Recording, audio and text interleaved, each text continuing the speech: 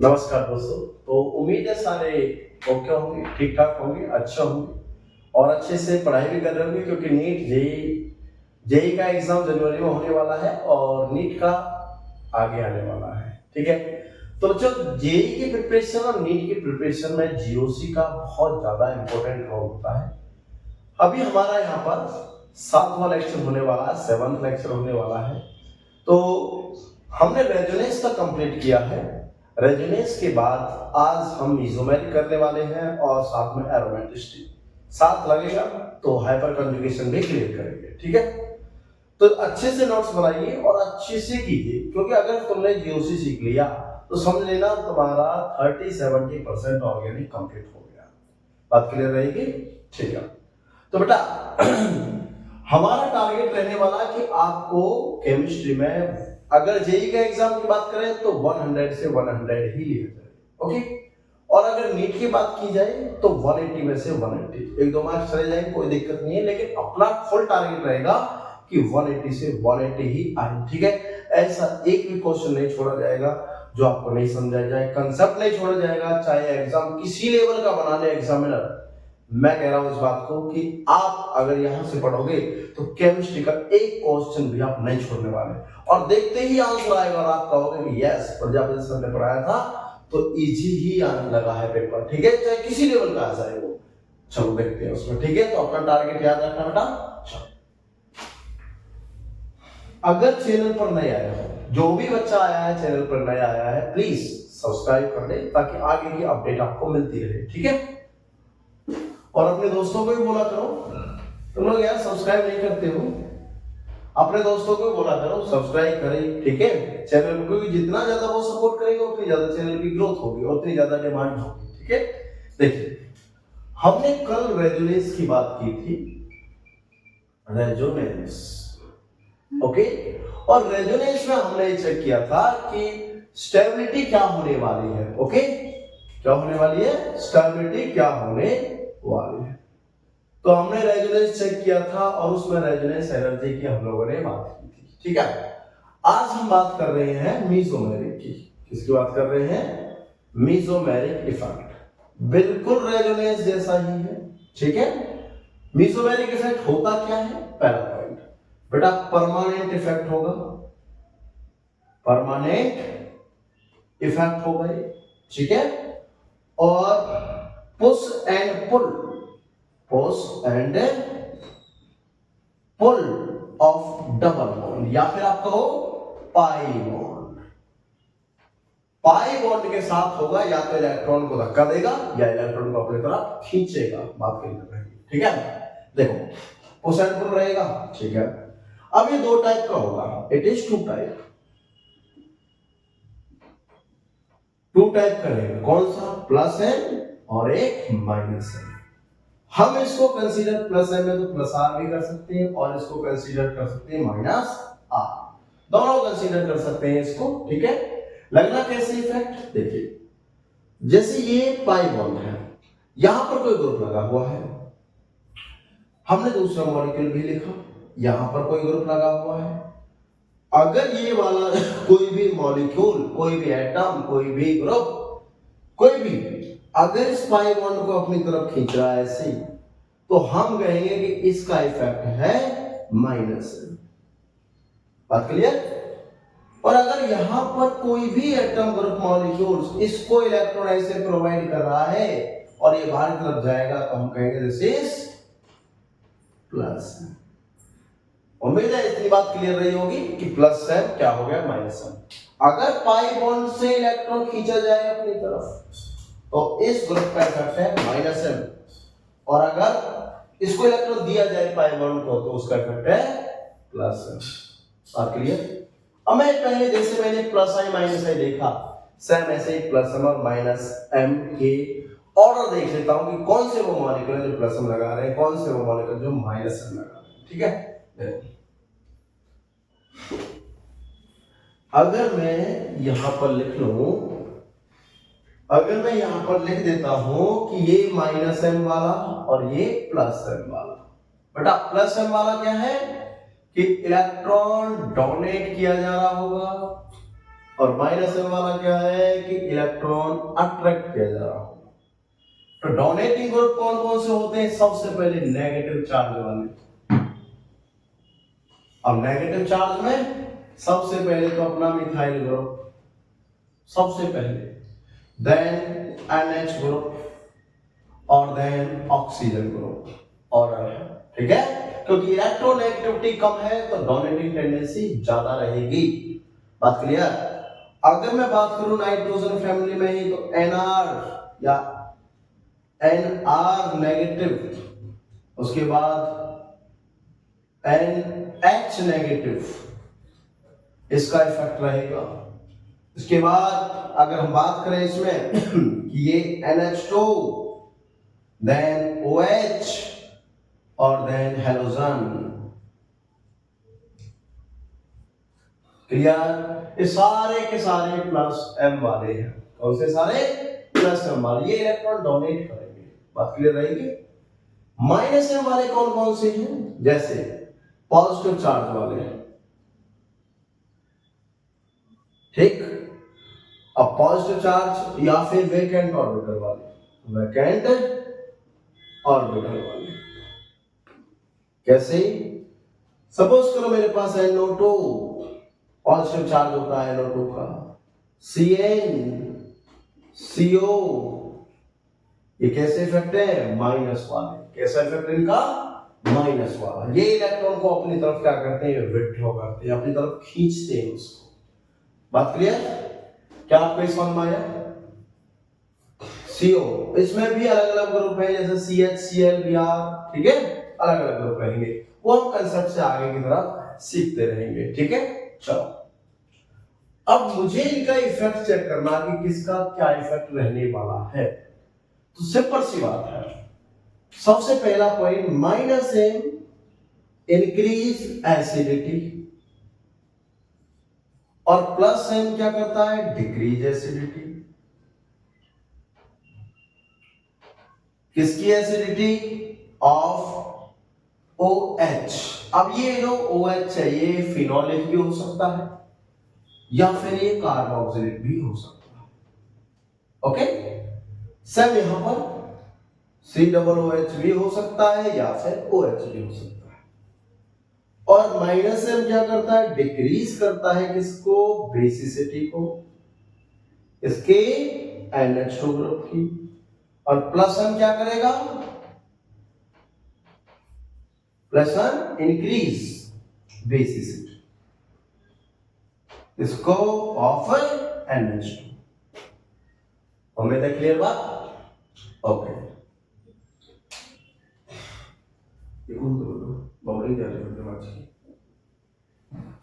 तो बेसिसिटी अब देखते हैं कैसे करता है। और सुनो, और क्या इफेक्ट होता? Minus M increase stability of negative charge और प्लस M क्या करता है? Plus M increase stability of positive charge.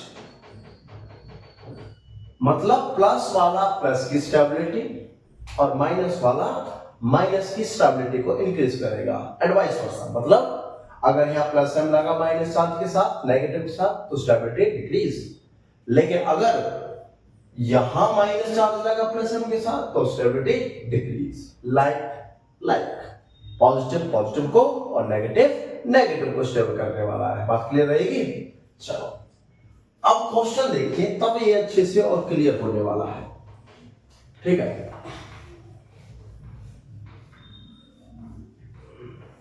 तब क्लियर होगा। जैसे अगर मैं बात कर रहा हूं कि लाइक दिस, यहां पर एक OH है और यहां पर डबल बॉन्ड हो, एक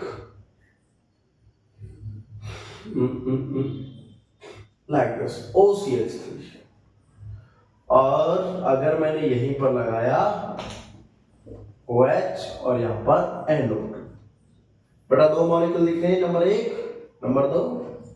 हमसे पूछा है acidity of given molecules. Given molecules की एसिडिटी बताइए। तो बेटा कैसे रहेगी? This fact minus M, this fact plus M, क्योंकि ये इलेक्ट्रॉन यहां देगा और ये यहां रेजोनेंस में, इस पर तो कोई इफेक्ट नहीं आया। लेकिन ये इलेक्ट्रॉन खींचेगा तो ये इधर जाएगा, इधर जाएगा तो यहां कमी आएगी, तो ये नॉन पे डोनेट करेगा तो यहां से H आसानी से निकलेगा। कैसे? देखो, अगर NO2 का मैं स्ट्रक्चर बना देता हूं,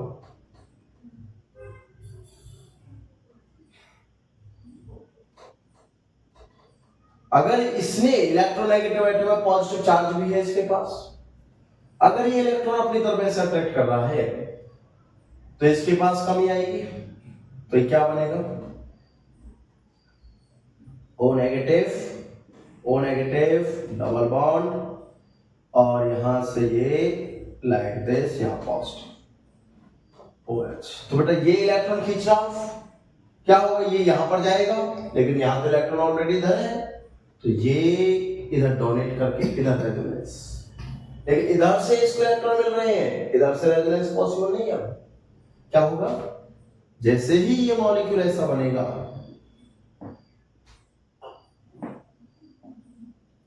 O negative double bond OH, तो यहां पॉजिटिव चार्ज आएगा क्योंकि डोनेट किया, तो अब इसको H निकालना ही पड़ेगा खुद को न्यूट्रल करने के लिए, और क्या बनेगा?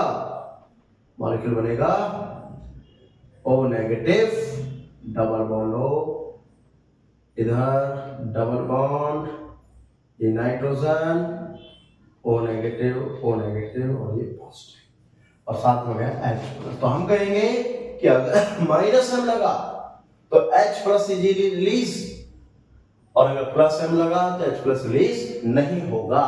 तो एसिडिटी क्या हो जाएगी? प्लस M में डिक्रीज और माइनस M में इंक्रीज। बात क्लियर? बोलो, उम्मीद है क्लियर है। चलो आगे चलते हैं।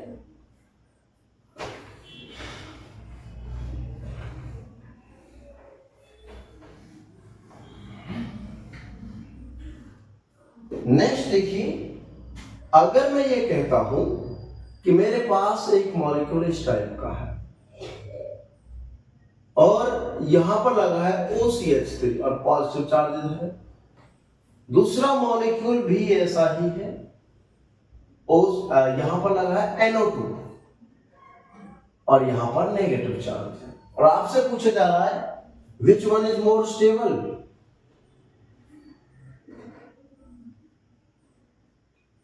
तो कौन सा ज्यादा स्टेबल है?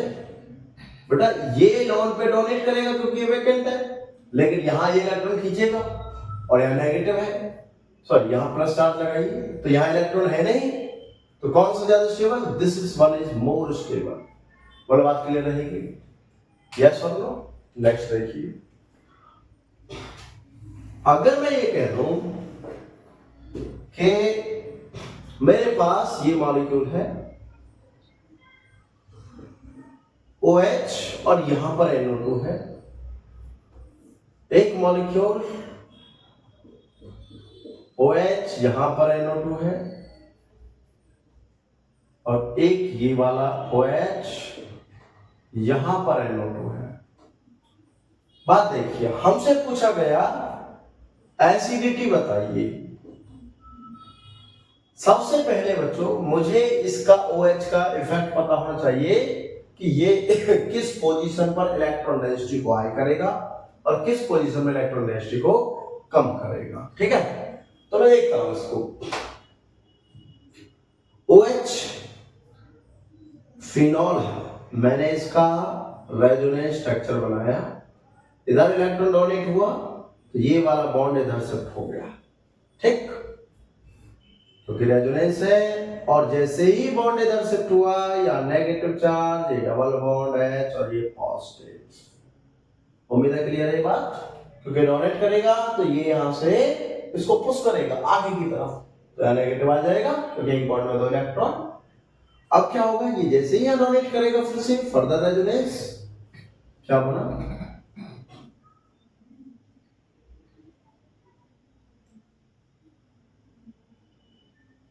क्लियर? फिर से रेजोनेंस,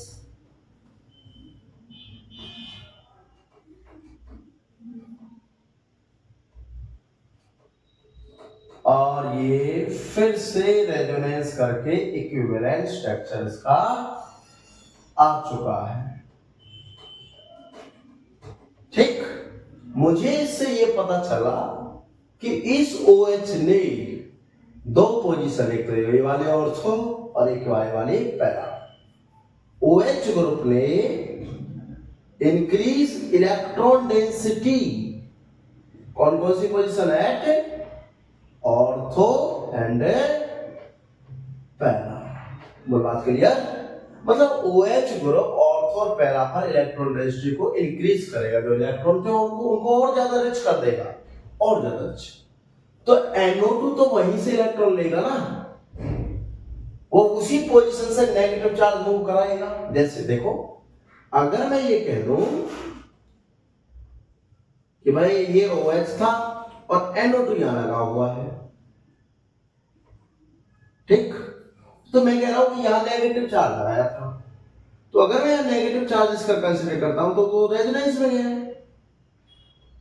भाई। और अगर ये पैरा पर भी आया था,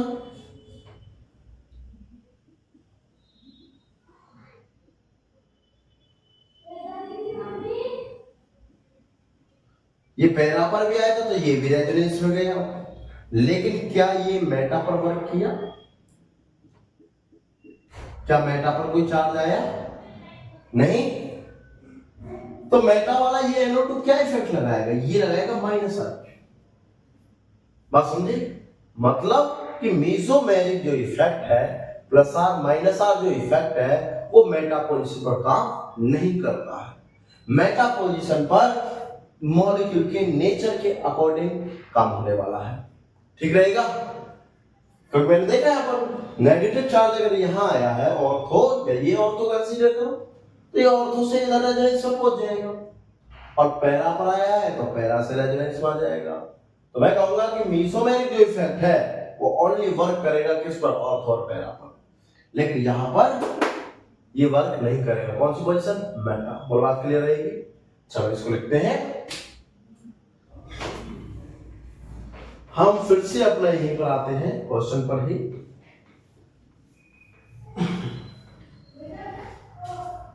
ठीक, mesomeric effect work only at ortho and para position, not meta. Okay, hence at meta only inductive effect consider. कौन सा इफेक्ट कंसीडर करना आपको? केवल इंडक्टिव इफेक्ट। तो बात करते हैं इसमें, अगर यहां बात करें तो इसका माइनस है, इसकी बात करें माइनस आई, और इसकी बात करें तो ये भी माइनस है। बेटा मोर रेजोनेंस, मोर स्टेबल। सबसे ज्यादा रेजोनेंस किसमें होगा? मेटा वाले में। अगर मैं इसको नंबर 1, इसको नंबर 2, इसको नंबर 3 दे देता हूं, तो सबसे अच्छा एसिड कौन? ये वाला। लेकिन NO2 ग्रुप तो पास में लगा हुआ है। प्रॉब्लम, पास में तो ज्यादा इफेक्ट लगाएगा। हाँ बिल्कुल, फर्स्ट देन थर्ड और देन सेकंड, ये आंसर आएगा आपका। लेकिन ये गलत है। अब क्यों गलत है इसका रीजन सुने। बेटा इस मॉलिक्यूल की अगर हम बात करें तो इसमें जो इफेक्ट लग रहा है, एक इफेक्ट और है। कौन सा इफेक्ट है? This is intramolecular hydrogen bonding. कौन सा इफेक्ट? Intramolecular H bonding. ठीक, अगर H बॉन्डिंग हो गई तो बेटा हाइड्रोजन तो रिलीज ही नहीं हुआ, वो तो इससे अटैच हो गया। हाइड्रोजन कहां रिलीज हुआ फिर? और हाइड्रोजन अगर रिलीज नहीं हुआ तो ये मॉलिक्यूल एसिडिटी एब्सॉर्ब नहीं करेगा। इसका मतलब ये मॉलिक्यूल -m होते हुए भी सबसे लास्ट में जाना है। तो सबसे अच्छा एसिडिक कौन? अगर एसिडिक की बात करें तो सबसे अच्छा एसिड है थर्ड। उसके बाद सेकेंड और उसके बाद first. This is the correct answer acidity. उम्मीद है आप लोगों को इसका एसिडिटिक नेचर क्लियर हुआ होगा। यहां माइनस आई इसलिए लास्ट है, यहां माइनस एम भी है माइनस आई भी है, लेकिन ये क्या कर रहा है हाइड्रोजन बॉन्डिंग हाइड्रोजन रिक्लाइनिंग, और यहां पर माइनस आई माइनस एम दोनों क्या हो गया इसका इफेक्ट ज्यादा। तो पहला वाला सबसे अच्छा acid as compare to meta, और मेटा से अच्छा है किससे ऑर्थो वाले से। बोलो बात क्लियर रहेगी? यस चलो बहुत वेरी गुड। नेक्स्ट देखिए, अगर मैं यहां चार्ज की बात करता हूं बच्चों, इसकी बात करता हूं चार्ज कि अगर इस मॉलिक्यूल में यही इफेक्ट लगे हुए हैं NO2 NO2 NO2, लेकिन यहां पर मॉलिक्यूल है इस बार CH2 नेगेटिव, इसमें भी CH2 नेगेटिव और इसमें भी CH2 नेगेटिव, और आपसे पूछी जाए स्टेबिलिटी बताइए, तो इस बार हाइड्रोजन बॉन्डिंग तो नहीं है भाई। आप मोर रेजोनेंस चेक कीजिए किसमें सबसे ज्यादा रेजोनेंस इसमें रहेगा, थर्ड, उसके बाद फर्स्ट और उसके बाद सेकंड। आप कहोगे सर इसके बाद ये आना चाहिए था अगर आप ऑर्डर ले रहे हो तो, हाँ बताना चाहिए था, लेकिन मीजोमेरिक तो मेटा पर काम ही नहीं करता, मीजोमेरिक नहीं है तो क्या रहेगा इंडक्टिव, और इंडक्टिव को प्रेफरेंस बाद में देते हैं, पहले देते हैं रेजोनेंस को। और बात क्लियर रहेगी? हाँ चलो नेक्स्ट देखो, अगर इसी मॉलिक्यूल में आप पॉजिटिव चार्ज लिख दो तो सबसे ज्यादा स्टेबल कौन? पॉजिटिव लिख दिया। सबसे अच्छा स्टेबल कौन? सबसे अच्छा स्टेबल है इस बार सेकेंड। क्यों? क्योंकि उसमें केवल माइनस आई लग रहा है, वो कम अनस्टेबल होगा। लेकिन थर्ड वाला सबसे ज्यादा अनस्टेबल, तो इससे अच्छा आएगा फर्स्ट, उसके बाद आएगा थर्ड। मुझे उम्मीद है शायद ये आप लोगों को क्लियर हुआ होगा। ठीक है नेक्स्ट देखिए, बहुत सारे क्वेश्चन कंसेप्ट के बाद देने वाले हैं हम। ठीक है अभी केवल कंसेप्ट होंगे, केवल कंसेप्ट, कंसेप्ट के बाद हम क्वेश्चन लेंगे, बहुत सारे क्वेश्चन लेंगे। ठीक है देखिए, और क्वेश्चन लेते हैं दो चार में से। अगर मेरे पास ये मॉलिक्यूल है CH2 और यहां पर चार्ज पॉजिटिव एक, दूसरा मॉलिक्यूल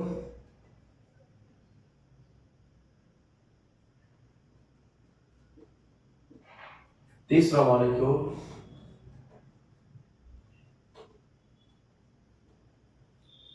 और आपसे पूछ जाए विच वन इज मोर स्टेबल, सबसे पहले आप ढूंढोगे रेजोनेंस किसमें है, फिर इंडक्टिव ढूंढना। इसमें रेजोनेंस है यस इधर जाएगा, इसमें है यस इधर जाएगा, इसमें भी है यस इधर जाएगा, तो रेजोनेंस तो है। लेकिन इसमें केवल रेजोनेंस है, दूसरा इफेक्ट नहीं है। इसमें रेजोनेंस भी है प्लस आई भी है, क्लियर? और इसमें रेजोनेंस है लेकिन ये सेकेंडरी कार्बोकैटाइन और ये प्राइमरी कार्बोकैटाइन, तो which one is more stable, जिसमें दोनों हो, जैसे टर्सरी कार्बोकैटाइन और रेजोनेंस, तो second more stable, then third more stable, और देन फर्स्ट मोर स्टेबल। और बात क्लियर? यस और नो?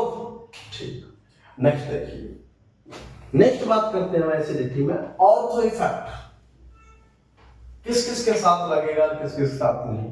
ठीक है देखिए, ortho effect work only at two molecules, only in two molecules, दो मॉलिक्यूल में लगेगा केवल, first benzoic acid and second aniline. और इसका मतलब क्या है कि अगर ये बेंजोइक एसिड है और इसके ऑर्थो पर कोई भी ग्रुप यहां होना चाहिए एनी ग्रुप, और अगर ये मॉलिक्यूल है इसके भी ऑर्थो पर एनी ग्रुप, क्या करते हैं बोथ इंक्रीज एसिडिटी, भाई ये तो एसिड ऑलरेडी है, और अगर हम कोई ऑर्थो पर एक ग्रुप लगाते हैं तो एसिडिटी ऑलरेडी इंक्रीज इसकी वजह से। लेकिन ये बेसिक है, और बेसिक की एसिडिटी इंक्रीज अगर कर रहे हैं तो हम कहेंगे कि बेसिसिटी डिक्रीज। क्या कहेंगे इसमें? Basicity decrease.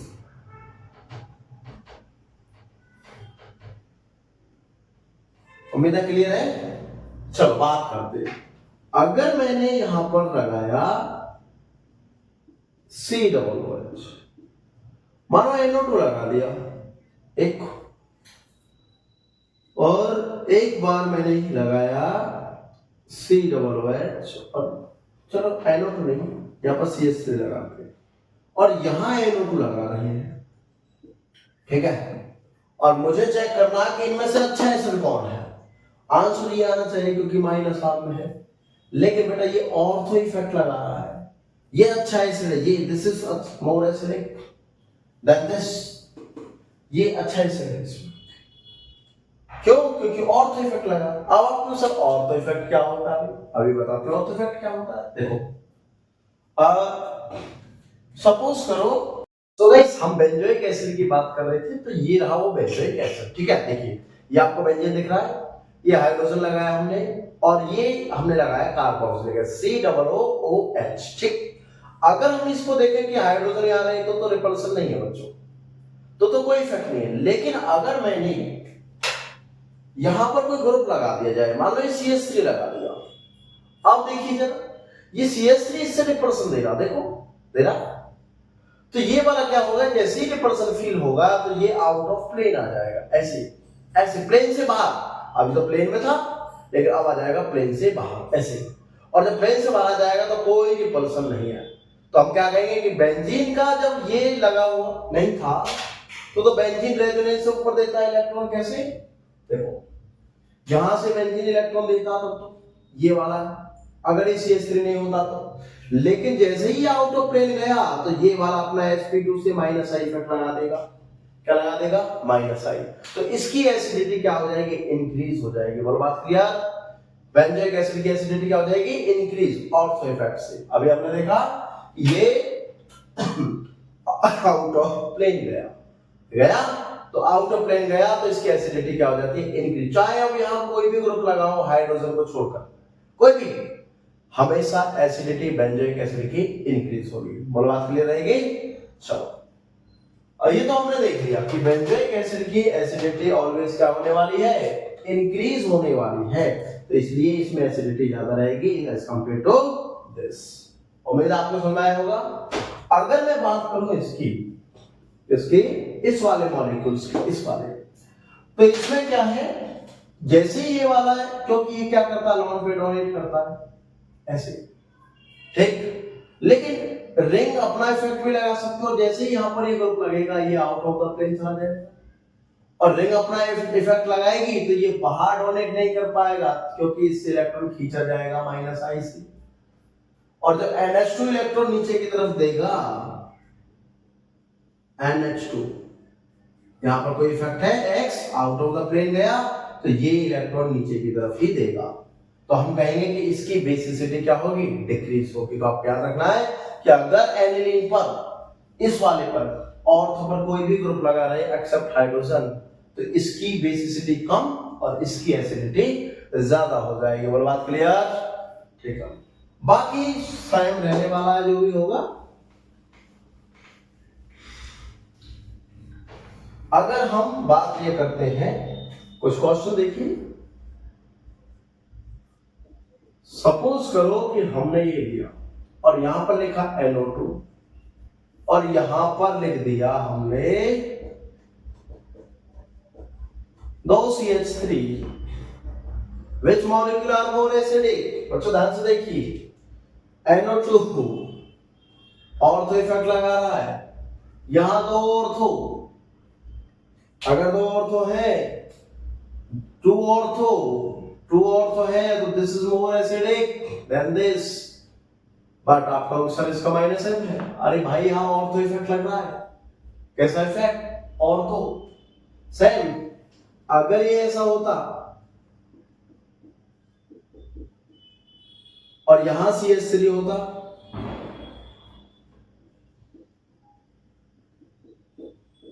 अब यहाँ NO2 होता तो this is more acidic. Reason क्योंकि इसका यहाँ प्लस आई लगता है और यहाँ दोनों इफेक्ट माइनस एम भी और माइनस आई भी, और माइनस वाला एसिडिटी को इंक्रीज। यहाँ ऑर्थो की बात ही नहीं है। बोलो बात क्लियर रहेगी। ये था अपना मेसोमेरिक। नेक्स्ट अब हम सीखने वाले हैं एक छोटा सा पॉइंट जिसका नाम है हाइपर कॉन्जुगेशन। Hyper conjugation. बच्चों अभी हमने मेसोमेरिक फिनिश किया है, पॉजिटिव नेगेटिव चार्ज की स्टेबिलिटी, एसिडिटी और बेसिसिटी के अकॉर्डिंग, ठीक है। उसके सारे क्वेश्चन मैं एक वीडियो बनाऊंगा अलग से, तो उसमें सारे क्वेश्चन लेंगे, पीवाईक्यू लेंगे और हर कंसेप्ट के क्वेश्चन लेंगे। हाइपर कॉन्जुगेशन क्या होता है? Hyperconjugation sigma bond delocalisation. किसका bond? Sigma bond delocalisation. Okay, कैसे होगा? विद या तो पॉजिटिव चार्ज के साथ, पहला पॉइंट, और विद पाई बॉन्ड, या फिर वो पाई बॉन्ड के साथ होने वाला है। देखिए सपोज करो हमने एक मॉलिक्यूल ये लिया और यहां पर है पॉजिटिव चार्ज, ठीक। तो इसके लिए नेसेसरी कंडीशन क्या है पहले हमें वो पता होना चाहिए। भाई पाई बॉन्ड पॉजिटिव चार्ज वाला कार्बन ये है, पॉजिटिव से next carbon called alpha, positive charge bearing carbon to next carbon, next बोलो या एडजेसेंट बोलो, carbon are called alpha carbon. Alpha carbon containing hydrogen are called alpha hydrogen. बात clear? Alpha hydrogen. तो हम इन तीन हाइड्रोजन को क्या बोलेंगे? Alpha hydrogen. कितने? 3। और अल्फा कार्बन कितना? 1। पॉजिटिव चार्ज वाले कार्बन से ये ऐसा भी हो सकता है, ये ऐसा भी हो सकता है। अब कितने अल्फा कार्बन? बेटा positive charge to next alpha, positive to next alpha. कितने अल्फा हाइड्रोजन हो गए? अल्फा हाइड्रोजन हो गए बच्चों 6। और अल्फा कार्बन कितने? 2। ये मॉलिक्यूल ऐसे भी हो सकता है,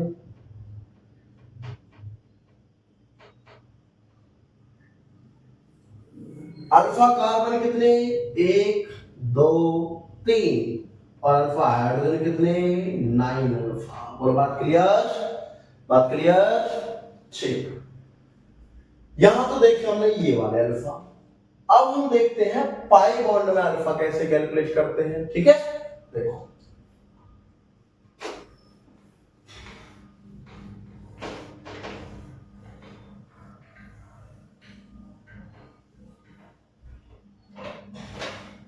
alpha hydrogen in pi bond, फिर हम कंसेप्ट पढ़ाएंगे बच्चों। ये रहा पाई बॉन्ड, ध्यान से देखना। These carbon and these carbon are pi bonded carbon, and pi bond to next carbon are called alpha, और carbon containing hydrogen are called alpha hydrogen। कितने? 3। अल्फा कार्बन कितना? 1। अगर इस मॉलिक्यूल को ऐसा लिख लूं तो फिर से वही बात, these two are pi bonded carbon, pi bond to next alpha, pi bond to next alpha. How many alpha carbon? 3 2. How many alpha hydrogen? 3 3 6। Clear? Alpha hydrogen 6। इस मॉलिक्यूल को मैं ऐसे भी लिख सकता हूं। क्या ऐसा भी कोई मॉलिक्यूल बन सकता है? कोई मॉलिक्यूल तो बन ही सकता है। This pi bonded pi bond to next, pi bond to next, pi bond to next. यहां एक हाइड्रोजन है ताकि वैलेंसी कंप्लीट रहे। तो this is alpha, this is alpha, this is alpha, alpha carbon 3 और अल्फा हाइड्रोजन 3 6 3 9।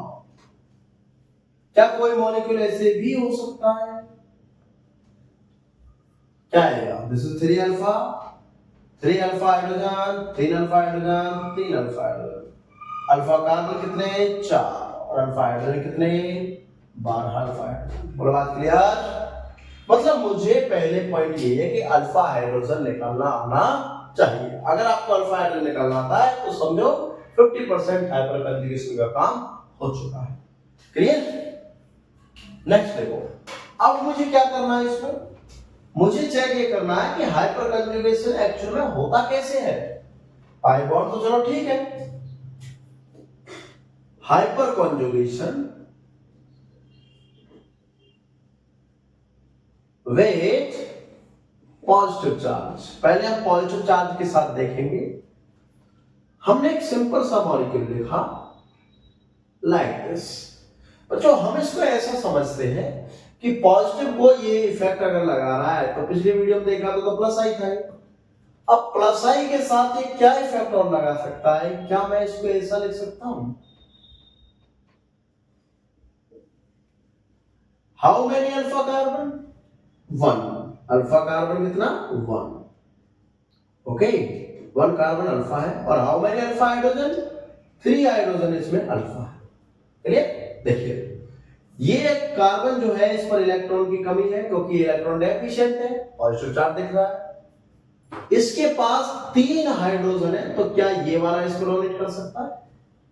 अगर मैं इसकी नंबरिंग कर दूं 1 2 3, तो पहला structure C double bond CH2, ऊपर से हाइड्रोजन गया ये H और ये H, मतलब ये H फ्री हो गया। ठीक, एक अगर ये हाइड्रोजन निकले, दूसरा वाला कर लेते हैं। अगर नंबर 2 निकले ये वाला, तो क्या बन सकता है? C डबल बॉन्ड CH2, ऊपर H रहेगा, इस बार ये फ्री हो गया और ये H। बात क्लियर? ये नंबर 2 स्ट्रक्चर। अगर ये हाइड्रोजन निकले तो ऐसे भी हो सकता है, इस बार ये हाइड्रोजन फ्री। इसका मतलब ये है कि इस कार्बोकैटायन को स्टेबल करने के लिए यहां 3 हाइड्रोजन है ना, 1 2 3। ये ऐसे है कि मान लो एक घर में एक गरीब बंदा है, उसके 3 भाई है। अगर गरीब के 3 भाई रहेंगे तो क्या उसको ऐसा फील होगा कि वो गरीब है? नहीं ना। मतलब उसको 3 भाई है, वो सपोर्ट करने वाले हैं उसको, तो उसको तो फील बिल्कुल नहीं होगा। तो ऐसे ही अगर जितने ज्यादा उसके भाई रहेंगे इसे सपोर्ट करने वाले, वो तो मजे रहेगा, उसको क्या दिक्कत है? फिर भाई कोई दिक्कत नहीं है। तो ऐसे ही हम कंसेप्ट ये बनाएंगे कि जितने ज्यादा अल्फा हाइड्रोजन उतना ज्यादा ये CH2 स्टेबल है ना। तो हम क्या लिखेंगे? More alpha hydrogen more stability. जितना ज्यादा स्टेबल मतलब alpha hydrogen directly proportional to stability. Concept बना ये। और alpha hydrogen number 2 hydrogen equal to number of hyperconjugated structure.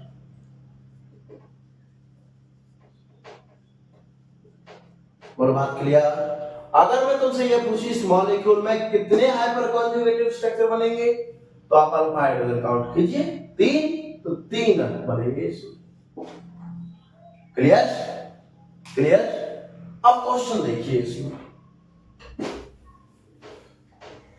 Question देखिए। अगर मैंने ये लिखा कि CH2 CH3 पॉजिटिव, दूसरा CH3 CH3 positive, CH3 CH3 positive, मतलब एक H और हटाया और यहां एक CH3। अगर इसमें मैंने अल्फा हाइड्रोजन की बात की तो I/3 ये थी, इसमें बात की तो I6 अल्फा हाइड्रोजन, इसमें बात की तो 9 अल्फा हाइड्रोजन। हमने क्या पढ़ा था? मोर अल्फा हाइड्रोजन मोर स्टेबिलिटी। तो क्या कह सकता हूं? This one is more stable, this is the order stability. बोलो बात क्लियर? और इसके कितने hyper conjugated structure? Hp structure कितने ही? इसके 3, इसके 6 और इसके 9, मतलब 9 टाइम्स पॉजिटिव चार्ज स्टेबल है। उम्मीद आपको क्लियर रहा होगा। ठीक है, नेक्स्ट देखिए, अगर इसी क्वेश्चन को मैं कुछ ऐसा कर दूं, और ये क्वेश्चन इंपोर्टेंट है बेटा, एग्जाम पॉइंट ऑफ व्यू बहुत ज्यादा इंपोर्टेंट है, कि अगर मैंने ये लिखा इस तरीके से CH2 प्लस CH3, या पहले हम पॉजिटिव चार्ज पाई बॉन्ड वाला हाइपर कॉन्जुगेशन सीख लेते हैं। उसमें भी सेम कंसेप्ट रहेगा। एक molecule A, this is molecule B, this is molecule C, ठीक, B C, और एक मॉलिक्यूल D। ओके, अपना कंसेप्ट क्या है? Alpha hydrogen directly proportional to stability. चलो चेक करते हैं। 3 अल्फा, 3 अल्फा, कितने अल्फा? 6 अल्फा। 3 3 6 3 9 अल्फा, 3 3 6 और 2 यहां पर बेटा, क्योंकि 3 नहीं है, 3 इधर है, टर्मिनल पर 3 होता है। इसमें 3 3 6 3 9 और 3 12 अल्फा। तो which one is more stable? D more stable than C। कितने? 3 3 6 और 2 8, 8 और 9 B, then C और then A। This is the stability order। और बात क्लियर? अगर हम बात करें कि कहीं पाई पाई कॉन्जुगेशन रहे तो कैसे करेंगे? तो इसके लिए एक पॉइंट लिखेंगे हम स्टेबिलिटी ऑर्डर में, अभी तक जितना हमने पढ़ा है। सबसे पहले आपको देखना है रेजोनेंस, और रेजोनेंस में भी मीसोमेरिक होगा तो पहले, उसके बाद हाइपर कॉन्जुगेटिव, और लास्ट देखना बेटा इंडक्टिव। ये आपको स्टेबिलिटी का कंसेप्ट चूज करना है, ठीक है।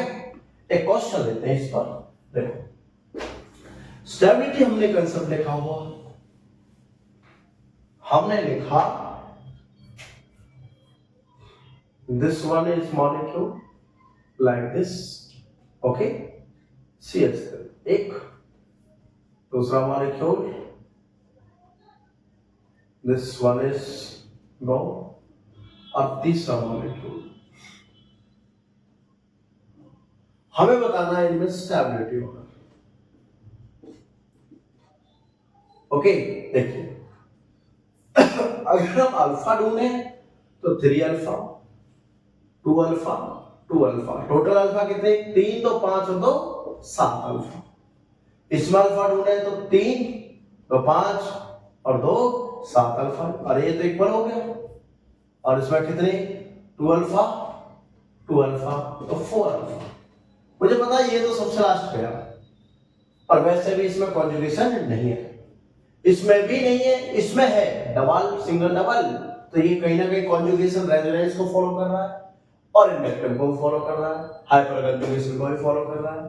तो अपना आंसर आएगा स्टेबिलिटी में फर्स्ट सेकंड थर्ड में से ही, सबसे पहले सेकंड देन फर्स्ट और देन थर्ड।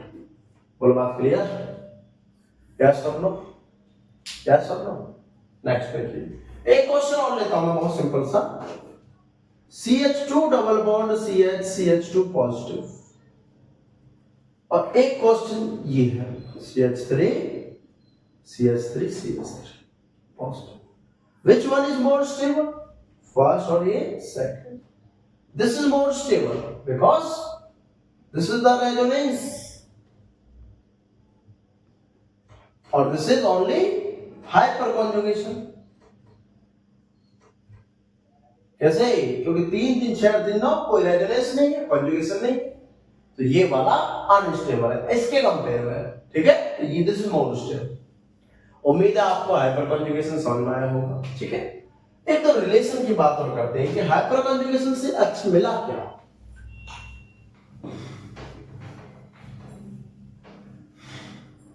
हाइपर कॉन्जुगेशन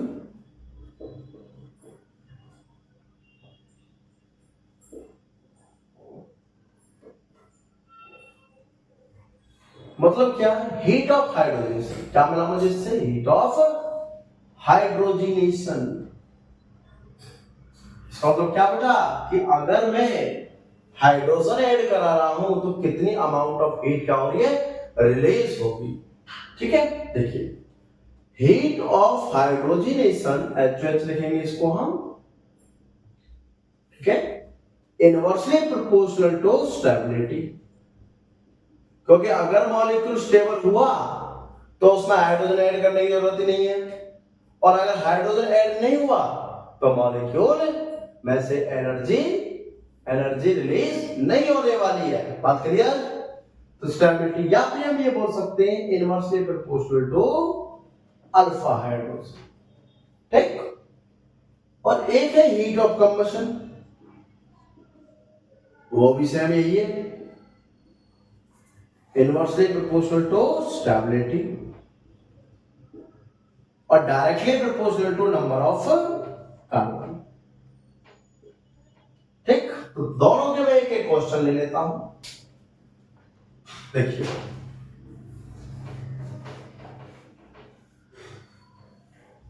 दोनों का क्वेश्चन याद रखना है, heat of combustion directly proportional number of carbon के और इनवर्सली प्रोपोर्शनल टू स्टेबिलिटी के, ठीक है? देखिए, मैं इन दोनों के क्वेश्चन ले लेता हूं। पहला, फर्स्ट, एक know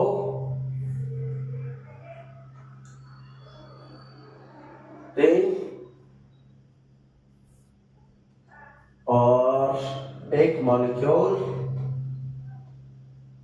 like this, this is A, this is B, this is C, this is D। हमें बताना है हीट ऑफ हाइड्रोजनेशन HOH। बेटा सबसे पहले अल्फा काउंट कीजिए, कितने?